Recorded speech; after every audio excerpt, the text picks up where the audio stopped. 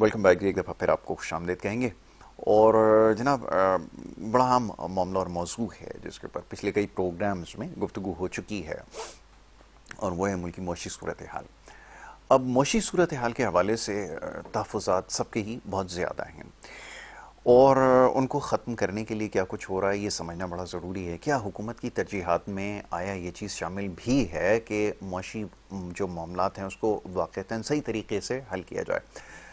और कुछ अर्से पहले भी ये बात होती रही है कि जितने भी फ़ैसले किए जाते हैं हमारे यहाँ जल्दबाजी में किए जाते हैं, और इसका मकसद ये होता है कि फ़िल वक्त जो अशारिये हैं उनको बेहतर तौर पर दिखाया जा सके।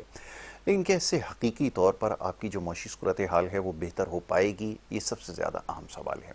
तो इसी मामले और मौजू पर और मईशत से जुड़े जो दीगर मामलात हैं उसके ऊपर हमने गुफ्तगू करनी है। आज बड़े ख़ास मेहमान स्टूडियोज़ में तशरीफ़ रखते हैं, जनाब आसिफ इनाम साहब। और आसिफ इनाम साहब का ताल्लुक़ वैसे तो इंडस्ट्री से है, मगर उसके साथ साथ जो मौशी सूरत हाल है, मामलात हैं, एनर्जी के हवाले से जो मामलात हैं उसके ऊपर बड़ी गहरी निगाह है। आसिफ इनाम साहब को खुशामदीद कहता हूँ। आसिफ भाई, thank you so very much, बहुत शुक्रिया आपका वक्त देने के लिए। सूरत हाल के हवाले से कुछ देर पहले भी मौजू ज़ेर बहस था। मुतमईन हैं, या जैसे मैंने कहा कि जल्दबाजी में नज़र आ रहे हैं कि जल्दी जल्दी फ़ैसले करें ताकि अशारिये बेहतर नज़र आना शुरू हो सके और अखबार में जो है वो इश्तिहार लग सके कि जी हमने ये अचीव कर लिया। सूरत हाल बिजली के हवाले से ही अगर बात करें, अभी कीमतों में मामूली सी कमी होती है, और उसके बाद जो होता है पूरी ज़माने में, आप मुझे माफ़ कीजिए, जगहसाई होती है कि आप किस तरफ अपनी इकानमी को लेकर जा रहे हैं। जो सबसे अहम मामला है उसको अगर इस तरह हैंडल करेंगे, नतीजा क्या निकलना है और क्राइसिस कैसे ख़त्म हो, सवाल ये है। देखिए, बिजली में कोई बेहतरी तो आई है। ठीक है। तो आप ये समझें कि जो बिजली का रेट था वो 19 रुपए था तकरीबन, जब ये नया सिलसिला आया जो भी सेटअप, उसके बाद उसको 46 रुपए ले गए। 46 रुपए में पूरी इंडस्ट्री बैठ गई। फिर उसको लगा के फिर 2-3 काम किए, क्रॉस सब्सिडीज वगैरह ख़त्म की, तो अब 31-32 रुपए है। बेस टैरिफ जो है वो तकरीबन कोई 35-36 रुपए हो गए। जी। तो 42 रुपए था, वो 6-7 रुपए कम हुआ है। और दूसरे इंसिडेंटल्स पे भी वर्क हुआ है तो वो नीचे आया। बस प्रॉब्लम ये है कि आपकी कंजम्पशन ही कॉन्स्टेंटली कम हो रही है। ठीक है। वो क्यों कम हो रही है कि आपकी इंडस्ट्री बंद होती चली जा रही है। तो वो एक तरफ से, अगर दूसरी तरफ से कैपेसिटी ऐड होती चली जाए, कैपेसिटी को भी स्प्रेड आउट किया है, ये तमाम है। फिर जो अभी तक दूसरे तमाम चीज़ें हैं वो नेगोशिएट नहीं कर पाई हैं, जो ख़ास तौर पे जो हमारे बड़े बायलैटरल जो सीपैक के और दूसरे मुआहदे हैं, प्लस हुकूमत के अपने हैं, वो तो वो बैग जुम्बिश कलम निकाल सकती हैं, वो भी अभी तक नहीं निकाले। जो हमने इतना एलएनजी के प्लांटों का सुना था कि जी गेम चेंजर प्लांट आ गए, 1 मेगावाट नहीं बन रहा, सारे बंद पड़े हैं क्योंकि सारे ज़रूरत से ज़्यादा हो गए। और वो इतने महंगे प्लांट भी नहीं है, मतलब वो $400-500 मिलियन का एक प्लांट है। तो उसको अगर राइट ऑफ करके स्टैंड बाई कर लें फॉर, तो इतना, और वो हैं भी हुकूमत के अपने सारे, 2 मेरे ख्याल में फेडरल के हैं, 2 पंजाब के हैं। पंजाब गवर्नमेंट राइट ऑफ ले ख़त्म करे, उसको स्टैंड बाई मोड पे ले जाए उसके, तो कुछ चीज़ें बहुत तेज़ी से हो सकती हैं, पर I don't know why we are doing it. ठीक है।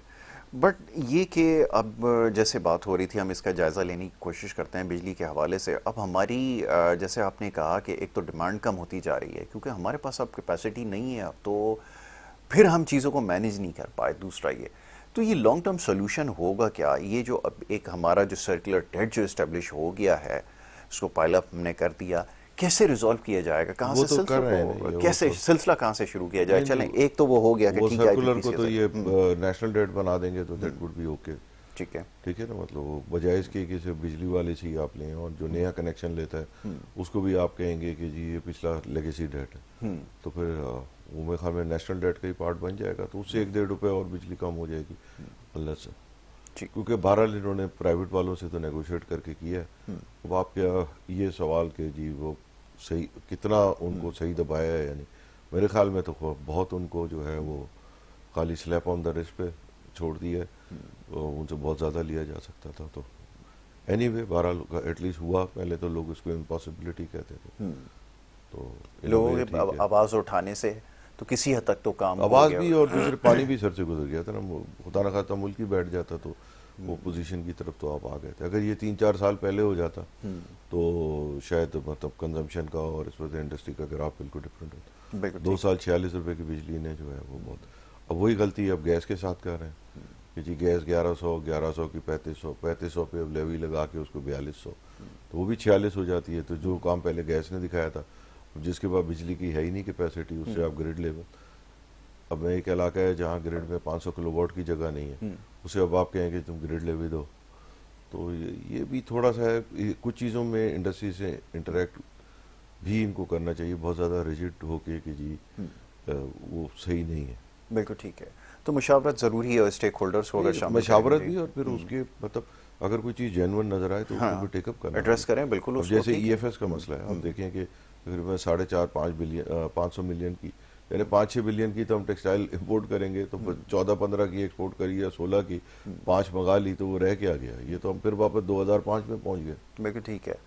तो ये अब फिर अगेन वो, क्योंकि एक चले टेक्सटाइल के हवाले से ही बात करें, कोई कॉन्क्रीट पॉलिसी आपके पास होनी चाहिए, कोई रोड मैप हो, कोई लॉन्ग टर्म प्लान हो, कैसे आप अपनी कैपेसिटी को बढ़ाएंगे। अब रीजन में कंपटीशन बहुत बढ़ गया है, और अब तो ये बात भी बहुत पुरानी हो गई कि जो दीगर ममालिक हैं वो हमसे बहुत आगे इसमें जा चुके हैं, प्रोडक्शन के हवाले से भी यील्ड भी बढ़ा ली, टेक्नोलॉजी का भी इस्तेमाल कर लिया, सब कुछ कर लिया।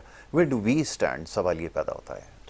देखिए हमारे यहाँ तो अगर आप देखें तो 1-2-4 छोड़ के आपको तकरीबन जो चीज़ें, जैसे दीमक खा के फर्नीचर गिर रहा है वो नज़र आ रहा है। वो उसमें मतलब अब जाहिर बात है, चूँकि 30-40 साल से जो हुकूमतें थी वही जिम्मेदार हैं, तो अब जैसे डिके ऑफ आप देख लें कि जी कॉटन रिसर्च है, इसी तरीके से बाकी तमाम चीज़ें, वो अब अपनी जगह, हमने डैम नहीं बनाया 40 साल में, 50 साल में, अब उसका हम अनफॉर्चुनेटली जो है वो उसका फेस कर सकते हैं हम कॉन्सिक्वेंसेस।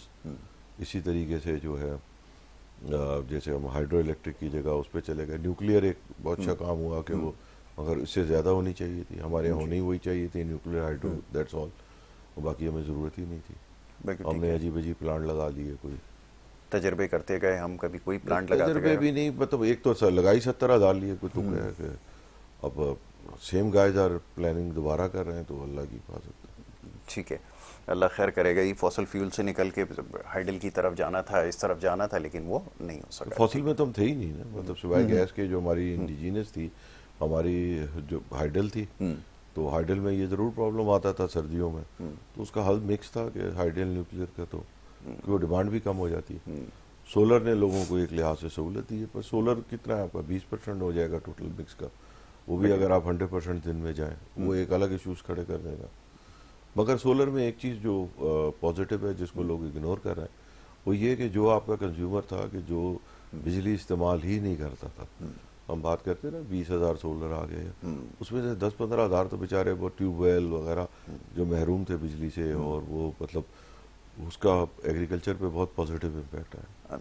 मगर अब एग्रीकल्चर का वैसे ही सत्यानाश हो गया है इन द शेप ऑफ, इस वक्त तो पानी की कमी है, और लास्ट ईयर भी स्पेशली पंजाब में गंदम का काश्तकार बहुत रूल है, और अब तो मतलब कुछ कह ही नहीं सकते, इतना बुरा हाल हुआ। बिल्कुल ठीक है। और वैसे भी जो हमारे फैसले होते हैं, जो हमने वीट के साथ किया, जो हमारी पॉलिसी थी, अब कम मतलब होगा इस साल तो मतलब कुछ ना कुछ तो इस तरह देखिए, इतनी बड़ी क्रॉप आती है, उसको उठाने का तो कोई अरेंजमेंट होना चाहिए। यही तो सारी बात। क्योंकि देखिए बहुत सारे लोग ऐसे हैं कि जो गंदम की जो रखना फॉर प्रॉफिटिंग जो है वो गलत समझते हैं जी। तो ये भी आपको देखना चाहिए कि उसमें गवर्नमेंट का एक पार्ट होना चाहिए। तो लोग इसको शरन गलत समझते हैं कि भाई इस तरह स्टॉक की नीयत से आप गंदम रखें, बिल्कुल ठीक है। तो उसके अंदर फिर very few people are involve, तो वो फिर वक्त पे आपको फिर वापस इम्पोर्ट करनी पड़े। बिल्कुल ठीक है। तो ये अब थोड़ा सा क्रिटिकल हो जाएगा, किस एंड पे आपको ज़्यादा वो नज़र आती है, ब्यूरोक्रेसी के एंड के ऊपर, क्योंकि पॉलिसी मेकिंग में बड़ा उनका अमल दखल है, या फिर आपके ख्याल लीडरशिप ऐसी होनी चाहिए कि इसको स्टेटस को तोड़ सके? ऑल वे है, कुछ हमारे यहाँ जो है ना इंस्टीट्यूशंस जो हैं, जो ख़ास तौर पे ब्यूरोक्रेसी वगैरह वो खासी हद तक जो है वो आप समझ लें कि हॉलो आउट हो गई है फॉर लास्ट 20-30 ईयर्स ग्रेजुअली। पूरा सिस्टम ही ऐसा हो गया है। तो अब आप देखें कि आप ईएफएस है उसका मिसयूज देखें, आप ऐसे ऐसे नाम देखेंगे आप हैरान रह जाएंगे, भाई इनको क्या ज़रूरत है कि ये बैठ के चोरी कर रहे हैं। तो कुछ जो गवर्नमेंट का कॉन्सेप्ट है कि जी बिजनेसमैन गलत करता है, वो किसी हद तक ठीक है, बहुत कुछ गलत भी करते हैं लोग। ठीक है। अब टैक्सेस के हवाले से थोड़ा बात कर लें, क्योंकि फेवरेट सब्जेक्ट है उनका भी, वो जब भी आते हैं वो टैक्सेस के हवाले से बात करते हैं कि टैक्स कलेक्शन इतनी नहीं है, लोग कंट्रीब्यूट नहीं कर रहे, टैक्स टू जीडीपी को अगर इंक्रीज़ करना है तो सबको कंट्रीब्यूट करना पड़ेगा। तासुर ये दिया जाता है कि यहाँ पे कोई भी टैक्स नहीं दे रहा, ना बिजनेसमैन टैक्स दे रहा है, ना और कोई टैक्स दे रहा है। ये बात किस हद तक दुरुस्त है, और इसके लिए फिर क्या किया जाए? क्योंकि लोगों का जब तक कॉन्फिडेंस नहीं होगा गवर्नमेंट के ऊपर, तो ये कैसे मुमकिन होगा? इसको मेक श्योर कैसे करेंगे? देखिए क्या कोई टैक्स का पॉलिसी ऐसी आप है? एक तो पहले कॉन्सेप्ट ही समझ लीजिए जी, कि tax is collected at the barrel of gun. ठीक है ना, बिल्कुल ठीक। बंदूक के जोर पे लिया जाता है। इसमें आपका कॉन्सेंट, आपका किसी चीज़ की वैल्यू नहीं होती कि जी मुझे क्या मिल रहा है क्या नहीं है। इट इज जो टैक्स नहीं दे रहा है, जो ऐसे हैं जिन्होंने क्लाउड बनाया हुआ है, जो बहुत सारे बिजनेस के इलाके आपको पता ही है कि जो टैक्स देते नहीं है, तो वो ये एक्सक्यूज यूज करते रहते हैं। बेसिकली वो बैरल ऑफ गन से ज़्यादा स्ट्रांग बैरल ऑफ गन उनके पास है, स्ट्रीट पावर या जो भी गवर्नमेंट को डरा देते हैं, तो वो टैक्स नहीं देते। तो ये तो मतलब कोई भी दुनिया में टैक्स मैंने नहीं देखा कि कोई इस तरह लगाओ कि जी लोगों ने बैठ के तय किया। सिर्फ एक ज़कात है कि जो अल्लाह का हुक्म है और लोग खुद देते हैं, वो भी अपनी रिलीजियस रिस्पॉन्सिबिलिटी पर। उसके अलावा तो कोई चीज़ हमेशा जो है वो बाय फोर्स ही ली जाती है। अब उसमें यह है कि हमें ये देखना है कि जी हमारे मुल्क में एनफोर्सेबल किस्म के जो है, जैसे अब आप देखें कस्टम वगैरह में ज़्यादा आसान है। जो ट्रम्प साहब का भी फेवरेट टैरिफ है, वो तो कह रहे हैं मैं इनकम टैक्स ही ख़त्म कर दूंगा। तो ये भी हमें देखना चाहिए कि हमारे मुल्क के, और फिर दूसरा ये कि जब आप एक टैक्सेस लगाते हैं और 40% ऑफ पीपल दे रहे हैं और 60% नहीं दे रहे हैं, तो उसके बाद वो बाकी 40 की जो पाई है वो श्रिंक होती जाएगी जी। तो अब हम उसी नहज की तरफ बढ़ रहे हैं कि जो टैक्स पेयर्स हैं वो कॉम्पीट आउट होके मर गए हैं, और जो टैक्स नहीं दे रहे उनकी आबादी बढ़ गई है, तो वो रेशियोज आउट होंगे। दूसरे, जब हम टैक्स टू जीडीपी की बात करते हैं, तो एक हमारा बहुत बड़ा जीडीपी है जो टैक्स दे ही नहीं रहा। तो अगर आप 20% या 30% जीडीपी से 10% टैक्स ले रहे हैं या 7 ले रहे हैं, 9 अगर हमारी 10 है, 11 है, उसमें से 7-8 जो इंडस्ट्री से और उन तमाम चीज़ों से आ रहा है, तो उनकी तो टैक्स टू जीडीपी स्कैंडिनेविया के बराबर है, फिनलैंड के बराबर है, और फैसिलिटीज़ फिर आप उन्हें दे नहीं पाते क्योंकि सिर्फ वही दे रहे हैं, बाकी लोग नहीं दे रहे जी। तो दूसरे, अब आपने देखा है कि पूरी दुनिया में ये डोज की तरह जो है काम शुरू है। थिंक सो भी हमारी गवर्नमेंट का साइज भी बहुत बड़ा है, तो कम से कम we should reduce it half. तो वो वैसे भी $1-2 बिलियन और मिल जाएंगे जब वो लोग इतने केपेबल बाहर जाके रेमिटेंस भेजेंगे। तो बिल्कुल ठीक है। अच्छा, अब ये एक और बड़ा आजकल सब्जेक्ट है पूरी दुनिया में, इसके ऊपर बड़ी बात हो रही है टैरिफ के हवाले से। अमेरिका की जानिब से जो है वो लगाया जा रहा है। बड़ी कंट्रीज तो खैर आमने सामने हैं, लाइक चाइना, बट ये हमारे जैसे ममालिक जो हैं, इसके ऊपर क्या असर पड़ेगा, ये लोग ज़रा जानना। यूएस के साथ जो है ना, वो हमारी बड़ी बेहतर पोजीशन है। तो अगर आप बाकी कंट्रीज़ के डेफिसिट की बात करें, हमारे ही तकरीबन 5.5 या 5.6 बिलियन की यूएस को एक्सपोर्ट है, और जो हमारी उनसे इंपोर्ट है वो 1.2 है, 1.4। इसी वजह से आप देखें कि जो हमारा इनिशियल टैरिफ कैलकुलेट हुआ वो सबसे कम हुआ, हमारा डेफिसिट भी रिलेटिवली कम था। 1.2 में हमारी 600 मिलियन की तकरीबन कॉटन है, तो और बाकी जो है वो दूसरी तमाम चीज़ें हैं, सोयाबीन है, स्क्रैप वगैरह। तो अब हम जो एक्सपोर्ट करते हैं वो टेक्सटाइल्स हैं मेजर, और या फिर थोड़े बहुत लेदर वगैरह। तो इसको कवर करना बड़ा आसान था कि देखिए उनको भी पता है कि वो आप 100% उनसे डेफिसिट ख़त्म नहीं कर सकते। और डेफिसिट ख़त्म करने के लिए आपके पास कोई चीज़ हो तो मैं ख़रीदूँ। तो पहली बात है ना कि कोई ऐसी चीज़ तो है नहीं कि जी अमेरिका के पास फला चीज़ पड़ी है जो दुनिया में बिक नहीं रही है। वो तो एक long term level playing field की बात है, तो उसके अंदर और शॉर्ट टर्म कमिटमेंट्स के भी, चलो शॉर्ट टर्म आप कितना। तो कॉटन एक ऐसी चीज़ थी जिसको हम 600 का जो है वो 1.2 बिलियन डायरेक्ट कमिट कर सकते, मगर ये EFS की वजह से हमारी डोमेस्टिक तकरीबन टेक्सटाइल इंडस्ट्री तबाह हो गई है। तो अब तो मेरे ख्याल में हम 300 भी नहीं ले सकेंगे अगले साल, और अपनी क्रॉप भी आ रही है। तो मतलब चीज़ों को डिले करें, मतलब एक चीज़ हम 10 महीने से हुकूमत खुद एग्री करती है हाँ ये गलत हो गया, और उसको रेक्टिफाई करते करते अगर आपको 10-11 महीने हो गए और वो भी अभी पता नहीं होता है या नहीं होता, तो उससे बहुत बड़े नुकसान इन चीज़ों से होते हैं। बिल्कुल ठीक है। तो ये कैसे इसको ओवरकम करेंगे? बट टेक्सटाइल क्योंकि लीडिंग एक्सपोर्ट आइटम है हमारे पास अब, और कॉटन के हवाले से जो आपने बताया है, तो बड़ी क्रिटिकल सिचुएशन हमारी होती चली जा रही है। हमें तो फोकस ये करना था कि यील्ड को बढ़ाते, अपनी कुछ करते, अब डाउन साइड पर है जी। यील्ड वगैरह इस तरीके से कि जैसे आपने देखा होगा कि पहले हमने जो है वो आज से कोई तकरीबन कोई 10 साल पहले एक फैसला किया कि जी अर्ली क्रॉप जो है कॉटन की बड़ी ख़राब होती है और इसकी वजह से कीड़े मकोड़े पैदा होते हैं, इसको जला दो। लोगों को गिरफ्तार किया, उनको FIR काटी, उनको अरेस्ट करा, उनकी फसलें उखाड़ दी कि जी अर्ली क्रॉप गलत है। फिर अब हम अर्ली क्रॉप की मुहिम चला रहे हैं। तो वो हुआ ये है कि वो जो भी था, मैं समझता हूँ कि चलो रेक्टिफिकेशन ऑफ उसके अंदर कोई हर्ज नहीं होना चाहिए, अगर कोई गलत हो गया था तो वो एक्चुअली उसने बहुत बड़ा पार्ट प्ले किया। अभी तक जो पिछला जो ईयरली पे हम इसलिए गए दोबारा के जो डाटा जो 5-7 साल का जमा हुआ, वो ये है कि जिन्होंने भी छुप छुपा के अर्ली लगा ली, जो मैनेज कर गए अर्ली, तो उनकी ईल्ड आई है 40-40 में, और जो बेचारे बाद में गए तो उनका तो ड्यू टू क्ला। और दूसरे जो हम ये क्लाइमेट चेंज कहते हैं, ये आधे से ज़्यादा क्लाइमेट चेंज हमारा मैनमेड डिजास्टर है। हमारे पास रिजर्वायर्स नहीं है, फ्लड आए हम रोक नहीं सकते, ड्राउट आए हमारे पास रिजर्व नहीं होता। बिल्कुल सही है। तो I think so we lack the regulator of the rivers, जो अनफॉर्चुनेटली वी आर रेडी कि इंडिया बना ले और हमारा पानी रोक ले, मगर हमने खुद नहीं बनाया। बिल्कुल दैट्स वेरी अनफॉर्चुनेट। बिल्कुल ठीक है।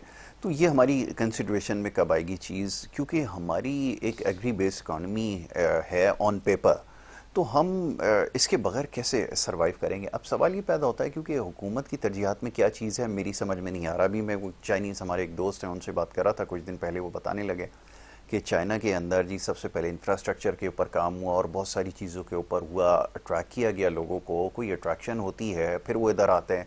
ऑटोमोबाइल इंडस्ट्री उनकी इस वक्त जो व्हीकल्स वो बना रहे हैं, वो मेरे ख्याल में अभी दुनिया में आएंगी, जब फ्लोट करेंगी आ तो गई हैं, तो आ गई हैं, ऑलरेडी लेकिन पूरी। ये कि अब देखिए होंगे टॉप उनके 5 ऊपर पर भी होंगे। ऐसा नहीं है कि हर मुल्क को जो है वो जब तरक्की करता है उसको जो लोग पहले से होते हैं वो कोशिश करते हैं, और ख़ास तौर पे कुछ कंट्रीज़ की हैबिट ये है कि जी हम आगे नहीं बढ़ रहे तो तुम्हें भी पीछे छोड़ दें, टांग खींच लें।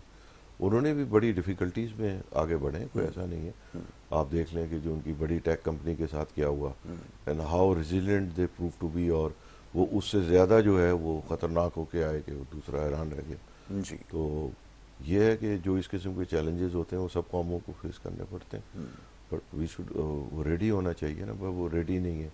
आप फिर इस तमाम चीज़ों में आपका एजुकेशन सिस्टम, आपकी वोकेशनल ट्रेनिंग, आपकी स्किल्स, फिर स्किल्स जाएँ कहाँ। अब आपका इंडस्ट्रियल जो है वो आपका बेस ही खत्म हो जाएगा तो स्किल्स किधर जाएंगी। तो अब हमारा नेबरिंग है ईरान जो है, मैं वो शॉक टू सी कि दुनिया में वो चौथे या 5वें नंबर पे है नंबर ऑफ इंजीनियर्स जो वहाँ पे इंजीनियरिंग, मैकेनिकल, इलेक्ट्रिकल, दुनिया भर की, मेटलर्जी। तो मैं हैरान था, and there engineers are more और लेस इक्वलेंट टू जितने टोटल आईटी के अलावा इंडिया में इंजीनियर्स बनते हैं जी। तो उनका इंजीनियरिंग बेस जो है वो बहुत स्ट्रॉन्ग है। बिल्कुल तो ठीक है। वो आपको हर चीज़ में रिफ्लेक्ट कर, उस हिसाब से उन्होंने चीज़ें भी कर ली, गाड़ी से लेकर हर चीज़ बना रहे हैं। और इतनी सैंक्शंस के बावजूद सर्वाइव भी कर गए, इतनी गैर मामूली वो है।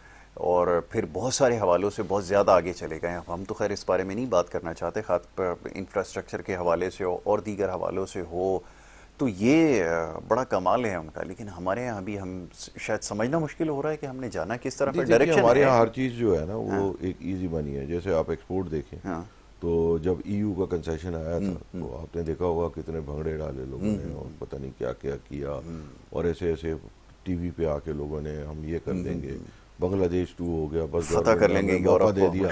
उससे पहले हमने उनको देखा जी हर चीज़ मान लो, यूरोप के हाथ में कलम रख दो, वो जो कहें कर दो, कानून पास कर दो, बस हमें ये ऐसे चले। आज क्या है हमारा टेक्सटाइल की एक्सपोर्ट जो है, जो 2014 में थी आज वही है। कहाँ गया वो EU प्लस? कोई जवाब है किसी से? प्रॉब्लम यह है कि जी आज EFS में आप एक कंटेनर चोरी कर लें, गोला कर लें, उसका आपको 80 लाख रुपए बचते हैं, वो मेहनत ही क्यों करें। प्रॉब्लम यह है कि हमारे यहाँ बहुत बड़ा सेगमेंट जो है वो सिर्फ इस चक्कर में लग गया है कि जी सुबह से शाम तक हम किस तरीके से जो है वो टैक्स वैक्स बचा लें, EFS में चोरी करके 100-200 मिलियन की एक्सपोर्ट की एम्पायर बना लें, उसमें अच्छी खासी पैसे चोरी कर लें, तो हमें ज़रूरत ही क्या है, हम नई मार्केट और ये सब करें। तो उनको तो सिर्फ इतनी एक्सपोर्ट करनी है जितनी उनको जो है वो दूसरी चीज़ों के लिए चाहिए। तो दैट्स वेरी अनफॉर्चुनेट। और लोगों को पता भी है, अब तो ज़्यादा आम है कौन कर रहा है कौन नहीं कर रहा। बड़े आसान है कि जी फाइन काउंट किसने मंगाया और उसके बाद किचन डस्टर बनाया उसका और एक्सपोर्ट में एडजस्ट कर लिया, तो उसके बाद भी हम they are walking away easily. और they are proud of it now. अब तो ये माशरे में मकाम आ गया। बिल्कुल ठीक है। तो ये आप समझते हैं कि अकाउंटेबिलिटी आ जाएगी अगर समहाउ, तो ये सारी कैसे चीज़ें ठीक आएगी? रहा? मैं वही सवाल देखिए, आप अगर आज से 2009-10 में चले जाए तो आपकी जो एक्सपोर्ट की डेस्टिनेशंस हैं वो 80 होती थी। आज आप देखें कि आपकी जो मेजर कंसंट्रेशन है वो किधर से, आप नंबर ऑफ एक्सपोर्टर्स देखें वो कितने चले गए जी। तो आपको सारा लग रहा है कि जी कोई शख्स बैठ के ऐसी पॉलिसी बनाता है या बनवाता है जिसमें उसका काम है एसएमई को तबाह करना। बस उसका मिशन है कि जी मुल्क में, क्योंकि देखिए एक साइज की ग्रो होने का है। अगर आपकी हर कंसंट्रेशन फील्ड में ये है कि जी 3 आदमी पूरी इंडस्ट्री का 60-70% रिप्रेजेंट कर रहे हैं, ठीक है। ये से पहले खुल के बातें भी हुई कि जी कोरिया में 3-4-6 कंपनियां हैं, तो पाकिस्तान में 600 क्यों है? हाँ। 6 आदमी जो है वो सिर्फ पूरे मुल्क की इकोनॉमी को लेके चले, विच इज़ इम्पॉसिबल। दुनिया में एक बिलियनर इंडेक्स है जिसके अंदर यह है कि जितने मुल्क में बिलियनर होंगे डॉलर टर्म्स में बात ठीक है, उतना मुल्क तरक्की करेगा। बट जिस मुल्क में बहुत ज्यादा मल्टी बिलियनर और बिलियनर कम होंगे वो मुल्क, क्योंकि वो कहते हैं कि जी अगर एक मतलब जैसे अगर आप से सक्सेस स्टोरी तो इस वक्त चाइना है, चाइना में नंबर ऑफ बिलियन के पास कितना पैसा है उसको आप डिवाइड करें तो वो 1,500-2 हज़ार है। बिल्कुल ठीक है। इंडिया में जो फर्स्ट जैसे 500 बिलियन है वो सिर्फ 3 आदमी निकले। बिल्कुल। उनकी एक लिमिटेशन टू ग्रो है। एंड नॉर्मली जब इस किस्म के बिलियनर्स होते हैं तो उसमें वो नॉर्मली इस किस्म की चीज होती है कि दे आर इन कोलिशन या मतलब गवर्नमेंट के साथ या उसके वजह से वो क्रोनी कैपिटलिज्म से और उस सब से। तो बिलियनर्स यू नीड रिफाइनरी लगनी है, उसका कैपिटल है, यू नीड अ बिलियन। बिल्कुल ठीक है। $1 बिलियन वाला होगा तो 500 मिलियन की रिफाइनरी लगा सकेगा। बिल्कुल ठीक है। तो इस किस्म के ये है हमारे यहाँ, तो ये सब रिसर्च और ये कॉन्सेप्ट और ये सब चीज़ बात भी नहीं। और अब अगर वो चंद जो आदमी जो हमारे माशरे के हैं वो फैसला करें कि जी हमें कुछ नहीं करना इधर, मगर ऐसे भी को जो है वो तो हैमर करते रहना है, तो यही होगा। आप ये देखें ना आईपीपी मॉडल क्या था, मतलब बेसिकली हमारी सनती तबाही की बुनियादी इस आईपीपी ने रखी, और ख़ास तौर पे जो अब हमने 60-70 हज़ार खरीद ली। अरे भाई हमने जब 75 साल पाकिस्तान के 24,000 मेगावाट पे पहुंचे तो आपने कैसे प्रोजेक्शन कर ली कि नेक्स्ट 10 साल में हम 70,000 पे पहुंच जाएंगे? तो अनफॉर्चुनेट है। बिल्कुल ठीक है। तो ये हमारी मिसकैलकुलेशन है, अब वो डेलिबरेटली है या क्या? अब गैस है, गैस के अंदर भी अब हम फायर फाइट कर रहे हैं कि भाई ये 35 रुपए का आप न्यूमेरिकल वैल्यूज देखें ना कि जी आप अगर 46 रुपए की गैस बेचना चाहते हैं वो तो ऑलमोस्ट तकरीबन 20 सेंट के करीब आ जाएगी। तो कोई भी एनर्जी, चाहे वो बिजली हो, तो बिजली के लिए भी फाइट किया था, वो भी अब जाके समझे कि अगर 32 रुपए के भी लोगों के नेगेटिव एफपीए के साथ बिल आए तो वो भी वो 11-11.5 सेंट में। बिल्कुल ठीक। तो मगर 11.5 सेंट पे लोगों की कुछ हालत बेहतर होनी शुरू हुई थी। तो अब ये एएफएस वगैरह टाइप के जो डिसीजन हैं ये इतना लंबा खींचे जा रहे हैं, कमेटियाँ तो एक मतलब एक चीज़ थी कि आपने एक तरफ गलत कर दिया, अब आपको दूसरी तरफ वेट रख के उसको बराबर कर देना था। अब आप उसमें इतना टाइम लगा रहे हैं। ठीक है। फॉरेन इन्वेस्टमेंट अट्रैक्ट हो सकती है ये प्रोवाइडेड सर्कमस्टांसेस। अभी आप देखें तो लोग क्या क्या कर रहे हैं बाहर, उसका देखिए फॉरेन के लिए आपको पता है कि हमारे एक्टमा के जो मेंटोर गौर एजाज साहब ये कॉमर्स मिनिस्टर भी बने थे, वेंट टू चाइना। तो चाइनीज से उन्होंने कहा कि जी इन्वेस्टमेंट करना है आपके शहर में करेंगे, तो उसने कहा कराची, उन्होंने कहा सेकंड बेस्ट चॉइस तो कराची, उनका थर्ड बेस्ट चॉइस उन्होंने कहा कराची। अब चाइनीज जो इन्वेस्टर हैं जो रीलोकेट करना चाहते हैं प्रोजेक्ट, वो कहते हैं कि जी कराची में जो है वो एक बहुत बड़ा आपको 10-15-20 हज़ार एकड़ पे एक्सपोर्ट फ्री जोन बनाना है, ठीक है। अब हमने वो नहीं बनाना, अब हमने एसईजी बनाना है, हमने ये करना है, हमने कहना है कि जी मुल्तान के करीब एक एसईजी हो, एक फलां हो, वो नहीं है। We are not the king, investor is the king. अगर वो कहता, अब मेरे हिसाब से तो आज अगर हमारा एक्सपोर्ट प्रोसेसिंग जोन आप जाके देख लें 1982 में बना था, छोटे से रकबे पे बना था, उसके बाद आज तक बना ही नहीं।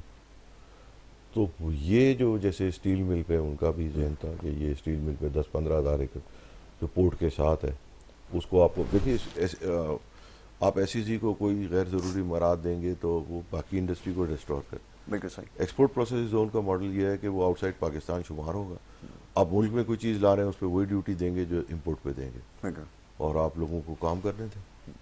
और वहीं पे हमारे पास तकरीबन इस पर 600 मेगावाट के तो 2 प्लांट लगे, तो मतलब बहुत सारी चीजें ग्राउंड हैं कि आपको जो बनाना पड़ेगा मतलब हम मतलब वो करना नहीं चाहते कि भाई अगर ये है कि भाई वहाँ पे लग जाए ये, अब जहाँ पे वो खुद चाइनीज कह रहे हैं कि हमें बना दो, वहाँ बना के नहीं देंगे, अब हम कहेंगे कि जी, तो इस तरह तो नहीं होता। नहीं आ सकते, इसका मतलब है बिल्कुल ठीक दूसरे ये कि फिर फंक्शनल है जी। उसमें सूबाई हुकूमत का भी बहुत बड़ा पार्ट है कि दे हाँ, शुड मैं बी वही वेरी पूछने लगा एक्टिव, था अभी, बिल्कुल। प्रोएक्टिव। देखिए पंजाब वहाँ चाइनीज सिस्टम को आप समझें, वहाँ ये होता है कि कोई जो भी जो हम कहते हैं ना कम्युनिस्ट पार्टी कोई वो है, वहाँ उनका जो सिस्टम है वो ये है कि हर आदमी जो है गांव मैनेज कर रहा है। बिल्कुल ठीक है। फिर वो देखते हैं कि जी इस ज़िले में 1,500 गांव है, किसने गांव में सही मैनेज किया, उसको टारगेट्स होते हैं, जी, वो प्रमोट होगा, वो बिल्कुल फिर सही है।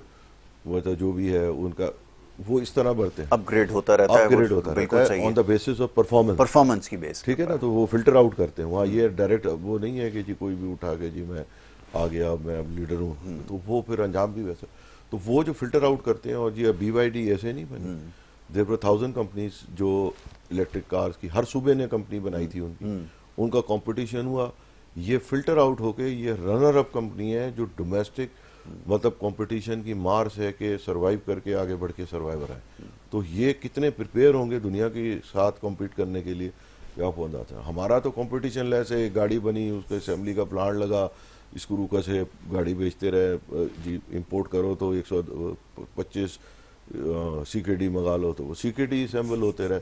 बिकॉज हमें ये भी देखना है ना कि भाई इजी मनी हम जितनी देते जाएंगे बगैर मेहनत के, और मेहनत को पनिश करेंगे IPP से और दुनिया भर की चीज से, तो वो कभी भी दायमी ग्रोथ नहीं। ये बड़ी इंस्टीट्यूशनल चेंजेस हैं, अनफॉर्चुनेटली उतनी बड़ी इंस्टीट्यूशनल चेंजेस अभी नजर भी नहीं आ रहे कि ये तो अभी टॉपिक वगैरह डिबेट में है ही नहीं कि मतलब अब एक आदमी एक कंटेनर में जो है अंडर इनवाइस करके मंगा के कोई कंज्यूमर गुड का माल मंगा लेता है, वो ठीक है, उसको कोई काम ही नहीं करना, वो लैंड क्रूजर अभी भी लॉ आए तो तकरीबन एग्जिस्टिंग टैक्स पेयर्स के लिए आए। आपको ये नहीं लॉ आया कि जी जो सड़क पे लैंड क्रूजर जा रही है उसको पकड़ो उतारो, उससे जरा आमदनी पूछो कि तुम ये 8 करोड़ की लैंड क्रूजर में कहाँ तो से तुम लेके कैसे दूंगा, खड़े हो, बिल्कुल सही 12 है। करोड़ तुम्हारे पास है, उससे नहीं पूछने का। तो बिजनेसेस को और एक्टिविटीज को आप जितना टैक्स करते रहेंगे उतने उसके स्क्वीज होती जाएंगी, और वो हो रही है इकोनॉमी आपकी इसकी शक्ल में नज़र आ रही है। तो ये है।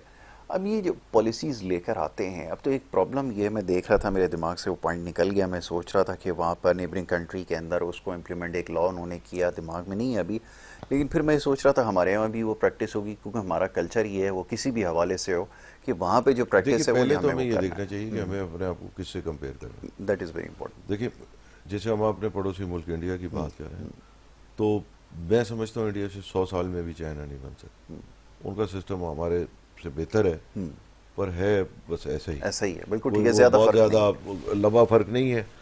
वो चूंकि उनको हमें हॉस्टिलिटीज फेस करनी पड़ी, हमें 2-3 वॉर्स फेस करनी पड़ी, तो हमारा कुछ ज़्यादा ख़राब है, वरना उनका भी कोई बहुत अच्छा नहीं है, जी, हमारा exactly। ज़्यादा ख़राब हो गया। तो वह कोई बहुत ज़्यादा वो है नहीं। एप्पल ने भी आप देखें कि प्रोडक्शन शिफ्ट की थी, फिर वहाँ से भागा। तो जो मुल्क आप देखें जिन्होंने ज्योमेट्रिकल प्रोग्रेस की है वो वियतनाम है, वो तमाम वियतनाम में भी सेम सिस्टम है जो चाइना में। जी, देखिए वो हम ये कहते हैं कि जी एक मुतलक कुलान आदमी से मसले हल होंगे, नहीं होंगे उनका। हम पहले ये समझना चाहिए कि जो वो कम्युनिस्ट पार्टी का सिस्टम है more democratic than any other democracy in the world, मतलब they filter out the performance की ठीक है बेस ना। के अब ऊपर वो जहाँ तक करते है हैं। कि गॉड फॉरबिड करप्शन तो जिस जगह भी होगी, चाहे वो जमहूरियत में हो चाहे पर जमहूरियत इटसेल्फ इज अ सिस्टम के ये मतलब जो है वो Exactly। दे मतलब आप समझ लें कि जी जो सबसे ज़्यादा फॉल्स प्रॉमिस करेगा अगर चल रही हो। अभी आपने देख लिया रोमानिया में क्या हुआ है। जी, बिल्कुल ऐसा ही है। तो ये बात बिल्कुल सही है कि अगर उस मॉडल से हमें इख्तिलाफ, तो खैर हम इस पोजीशन में नहीं है कि हम भाई उससे हमारा कर काम सकें। भी नहीं है, नहीं, हम तो हमारा काम भी ऐसा नहीं है, हम हमारा तो काम। आउटसाइड से जज कर रहे हैं कि भाई हमारा हाँ, मुल्क पीछे रह गया हम तो तो क्यों प्रोग्रेस के रहेगा। ऊपर बात करेंगे ना, जो प्रोग्रेस भाई कर हम रहा तो है एक अगर। देख रहे हैं कि भाई हम पीछे से खड़े होके कि जी अगर आज हम 30-40 साल देख रहे हैं तो हमें किन चीज़ों ने मारा है, हम उनकी चीज़ों को ठीक करें कि आगे वो मार नहीं पड़े। एग्जैक्टली, हमें तो उसकी तो तरफ जाना पड़ेगा वो ना। देखेंगे तो अनफॉर्चुनेटली अभी भी कोई डैम्स पे इतने सीरियस नहीं। एक डैम पे ही काम हो रहा है जो आपका ये इस पे दरिया सिंध पे बन रहा है, तो दूसरा मैंने दयामीर भाषा तो शायद तकरीबन कोई आधा खबर होके नहीं। फिर नहीं, वो फिर पैसे नहीं दिए, ये नहीं हुआ।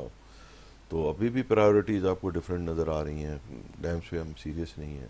बिल्कुल ठीक है। तो ये हो जाना चाहिए था इस वक्त तक, इसके ऊपर हमें संजीदा हो जाना चाहिए था। मैं इसलिए बार बार इसके ऊपर पूछ देखिए रहा हूँ हर उन्होंने किसी तो से। अपनी डॉक्ट्रिन दी हुई है हाँ, ठीक है ना। मुझे ऐसे आदमी को पता है कि वो 20 साल से किस तैयारियों में, स्पेशली लास्ट 10 साल से, तो वो अगर आप उनकी मुल्क को ही देखें, अगर हम इंडिया की बात करें तो जितने डैम उन्होंने हमारे दरियाओं पे बनाए जो पाकिस्तान से शेयर करते हैं, उसके आगे अगर आप उनके साउथ में जाके देखें तो एक एक डैम पे 30-30 40-40 साल झगड़ा हो रहा है, वो नहीं बनते। इसको उन्होंने कहा कि जी खबरदार जो किसी ने झगड़ा किया, खत्म, उन्होंने बनाने शुरू कर दिए। ये इसको वो वॉर प्लान में लेके गए उधर हुए। फिर एक कितने लोगों को यहाँ पता ही नहीं है कि जी यहाँ पे एक इंडिया ने कैनाल बनाई थी, इंदिरा गांधी ने खुद बनाई थी, वो थी सतलुज जमुना लिंक कैनाल। तो उसमें जो सतलुज का एक्सेस वाटर है वो पाकिस्तान आने के बजाय उसको दरियाए जमुना में डाल के बहरे बंगाल में डालते हैं। 84 में मेरे ख्याल में, हाँ, बेंची डाइट अपने मरने से जो है वो एक आध साल पहले ही, और उसने कहा था कि जी अब पाकिस्तान को एक बूंद नहीं देंगे। तो 1956 लियाकत अली खान के ज़माने में हमारे हेडवर्क्स इंडिया में थे, उसने हेडवर्क्स पे से पानी रोक लिया था। जंग की लियाकत अली खान का जो मुक्का मशहूर है वो उसी पे उन्होंने कहा था, मुक्का दिखा के कि वी विल। एग्जैक्टली। तो वो भी मतलब ये तो शुरू से है। फिर सिंतास हो के ये सुकून आ गया था कि भाई चलो 3 दरिया 3 है, बाकी आप अपना काम करें। अगर हमने अपना होमवर्क, उन्होंने हमारा जो होमवर्क ना हुए हुए देख के उन्होंने इसको किया। अगर हमने अपना सिस्टम बेहतर कर लिया होता रिजर्वायर्स का और वो सब, तो वो आज ये दिन नहीं देखते, नहीं देखना पड़ता है। अच्छा, दूसरे सिंतास माहदे में ये भी है कि अगर हम पानी इस्तेमाल नहीं करेंगे तो जितना पानी एक्सेस होगा वो एक्सेस हमें गलत दिया हुआ समझा जाएगा और वो इंडिया यूज कर सकता है। बिल्कुल ठीक है, उसको कर्टेल करेंगे, ये बात सही। बिल्कुल, और यही हुआ है हमारी तरजीहात में। आज भी शायद ये चीज़ शामिल आज भी मुझे नहीं नजर आता। कभी आपने देखा हो नहीं है, इसके ऊपर बात ही नहीं हो रही है। किसी भी प्लानिंग से लेकर कहीं भी आज भी हमें फिक्र है कि जी ग्वादर में जो अच्छा, पाकिस्तान स्टडीज़ में पढ़ा रहे थे कि एग्री बेस्ड इकोनॉमी है, इसका सबसे बड़ा कंपोनेंट पानी है, आपका जो रह जाएगा तो वही है ना। देखिए वो भी एक अलग कंट्रोवर्सी है कि जी आपका जो पानी है वो आप दुनिया से, मतलब जो दुनिया कहाँ से कहाँ वाटर यूटिलाइजेशन और उसमें पहुँच गई है, वो एक अलग सब्जेक्ट है। देखिए जो कंजर्वेशन ऑफ वाटर के to have the same crop या to have twice crop with the same water, वो एक अलग है कि जी आप जितनी पानी से जो है वो 100 एकड़ काश कर रहे हैं, उतने ही पानी से 200 कैसे कर लें, उतने ही पानी से 300 कैसे कर लें, वो एक है। फिर हमारे यहाँ मुसीबत ये है कि जी ऐसी लॉबी है, और ख़ास तौर पे तो आपको पता है अब तो सारा क्लियर ही हो गया ट्रम्प साहब के बाद कि कहाँ से क्या फंड होता है। बिल्कुल सही। तो वो लॉबीज ने डैम बनने में ना एक किरदार अदा किया जी हम कंजर्व करें। तो वो मेरा एक इत्तेफाक से एक जगह मुनाजरा हुआ था इसके पे, तो उन्होंने कहा जी पानी कंजर्व करें। मैं कहा पानी तो कंजर्व होगा जब दरिया सिंध में 10,000 आता है दिसंबर में, तो 10,000 तो पीने में ही चला जाएगा, बाकी क्या कंजर्व होगा, एग्रीकल्चर क्या होगी। उन्हें यानी एक इतने बड़े आलमी इदारे की रिपोर्ट मैंने पढ़ी जो हैरान रह गया कि जी दरिया सिंध ग्लेशियर से चलता है तो ये सारा साल बहता है। यानी कॉन्सेप्ट ही गलत जो है वो अजम्पशन पे रखा, यही फ्लोट किया। जब -50 में कोई ग्लेशियर पिघलता है, -70 में ग्लेशियर पिघलता है, यही बताया उसका फ्लो का नहीं, आप फ्लो देख लेना, आप गूगल करें आपको फ्लो मिल जाएगा। कहाँ 15 लाख, कहाँ 10,000। तो you need dam and then you need a conservation plan also. दोनों चीजें जो है वो एक दूसरे को कॉम्प्लीमेंट करती हैं, रिप्लेस नहीं करती। अच्छा, ये बात बड़ी मुश्किल है, इट्स हार्ड टू डाइजेस्ट। खैर कि हमारा शायद कोई हम शिफ्ट लाना चाह रहे थे कि हम अपना एग्री इकोनॉमी से निकल के कहीं और कुछ सोचा हुआ था हम तो जिसके लिए वो कर रहे थे, हम तो टेक्नोलॉजी एक्वायर्ड कर रहे थे, जापान बनना चाह रहे थे। ये क्या है, वो हमारा रोल मॉडल था कोई? वहाँ कोई भी नहीं है ना। तो देखिए हमारा हमने अभी एग्रीकल्चर पे कितना जोर दिया, एग्रीकल्चर की बूम भी आया था। ये जो अभी 4,000 की गंदम वगैरह जब थी तो वो एग्रीकल्चर के लिए तो एक तरीके से बोनेंजा था ना। वी वर हैविंग ऑलमोस्ट पूरी दुनिया से 100% अब महंगी चीज़ें जो है, तो वो ज़ाहिर बात है एक प्रोड्यूसर होता है, एक सामने कंज्यूमर था, वो कर भी कंज्यूमर का बुरकुस निकल गया महंगाई से। अब उसके बाद अब आप कंज्यूमर को इतना कर रहे हैं कि प्रोड्यूसर का तो कोई इन बिटवीन होना चाहिए था, बोथ वे राउंड जो है वो। बिल्कुल ठीक है। अब एक और बड़ा अहम टॉपिक है मनी सर्कुलेशन के हवाले से, उसको कैसे ठीक किया जाए, क्योंकि जो सेंट्रल बैंक की पॉलिसीज नज़र आती हैं बड़ी क्रिटिकल है। किस किस चीज़ को हाईलाइट करें? देखिए सेंट्रल बैंक का हमारे यहाँ रोल जो है ना वो यही मैं पूछना चाह रहा हूँ, बहुत छोटा है।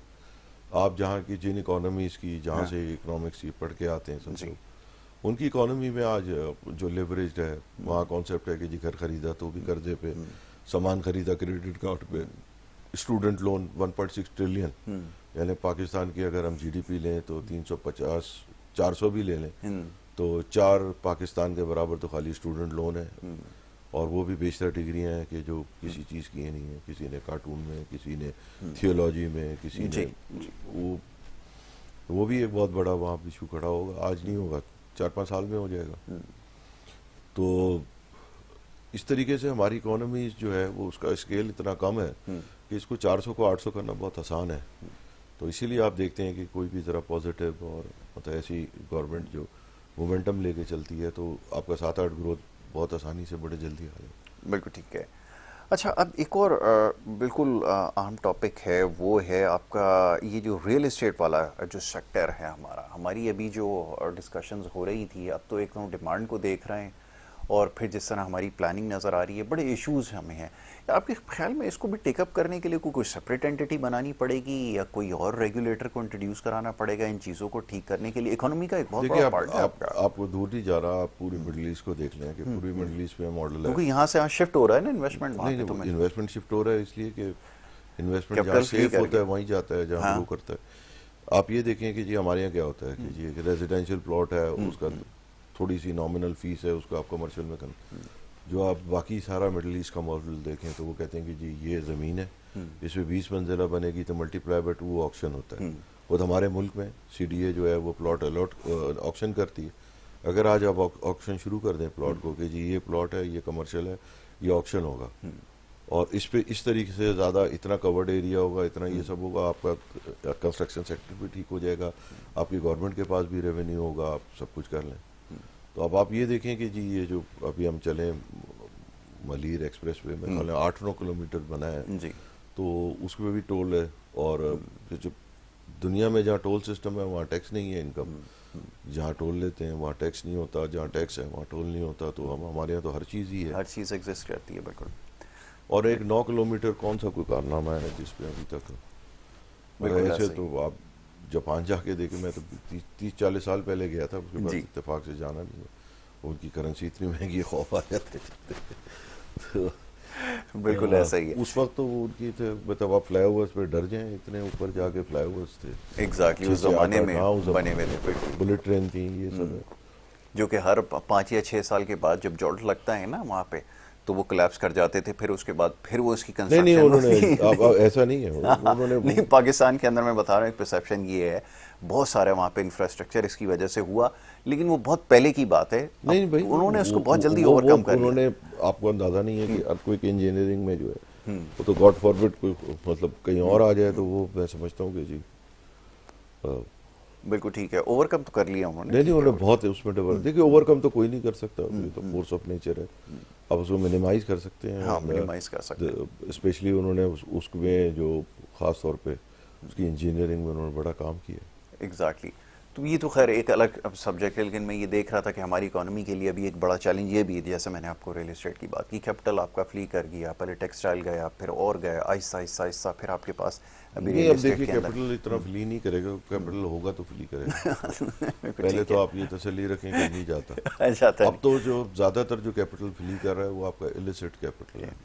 मैंने आपको बताया कि जी आजकल कमाई किस तरह कर रहे हैं लोग, इसमें गोला घुमा दो, उसमें कर दो, अंडर कर दो, ओवर कर दो, मिस डिक्लेयर कर दो, इस टाइप के ही ज़्यादातर है। और जो बाकी सेक्टर है वो टैक्स चेन में ही नहीं है, वही फ्लॉरिश कर रहा है, तो उसमें तो वैसे भी आपको लगाना मुश्किल है।